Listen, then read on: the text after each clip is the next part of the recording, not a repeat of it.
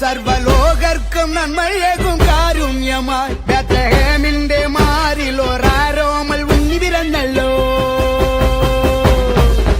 ഗബ്രിയേലിന്റെ ദർശന സാഫല്യമായി സർവലോകർക്കും നന്മയേകും കാരുണ്യമായി ബേത്ലഹേമിന്റെ മാറിൽ ഒരാരോമൽ ഉണ്ണി പിറന്നല്ലോ.